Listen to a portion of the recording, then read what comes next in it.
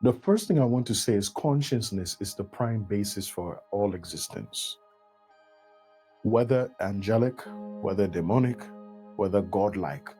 Every creature has a form of consciousness, and the consciousness of the creature is the prime basis for its existence, and it's also the basis for which the kind of life it has inherent within it will be expressed. I don't know if that makes sense. And the kind of life, the consciousness, is the prime basis for existence. So anything that exists has a form of consciousness. Believe it or not, even what you would call inanimate objects have consciousness. For example, stones, rocks, trees, they all have consciousness. Maybe you don't understand what I'm saying, but do you remember that Jesus was able to speak to a tree and tell it that it will not bear fruit? It means the tree has a type of consciousness, an awareness of itself, isn't it? And it has an awareness even of the environment.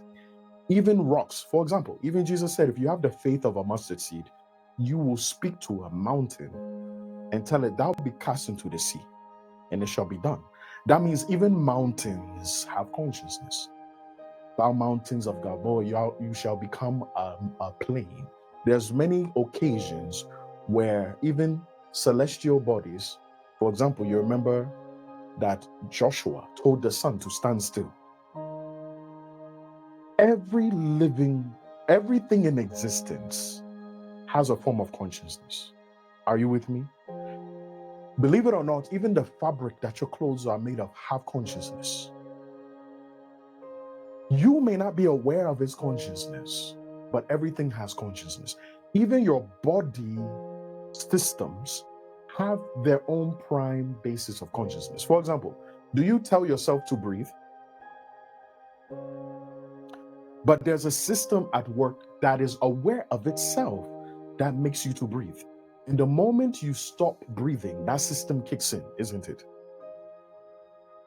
It tries to force you to push air out of yourself. Do you tell yourself to sweat?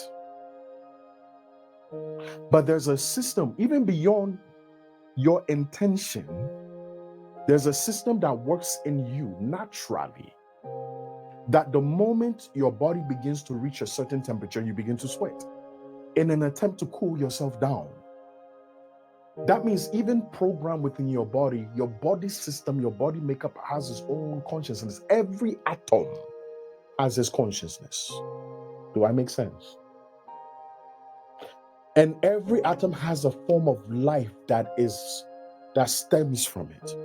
Now, I'm just laying a foundation, though I know it may sound very nerdy right now, but bear with me, okay?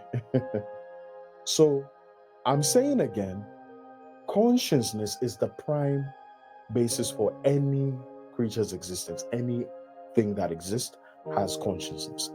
Everything that exists has consciousness.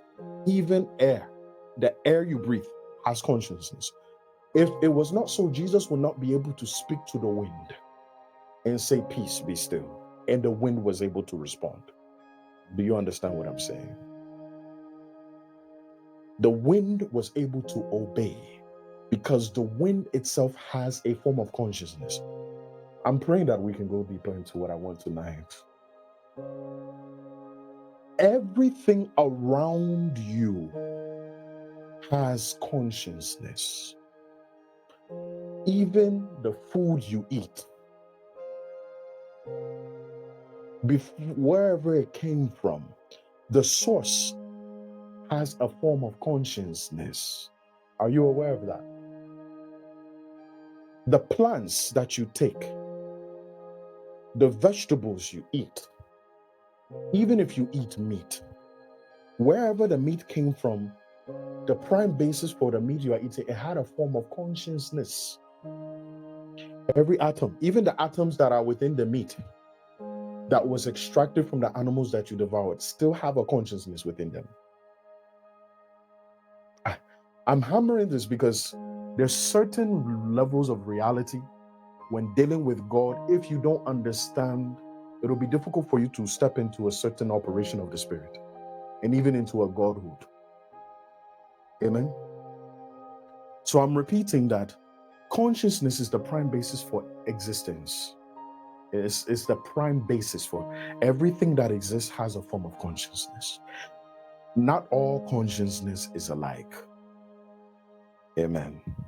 I hope that makes sense. And I hope you all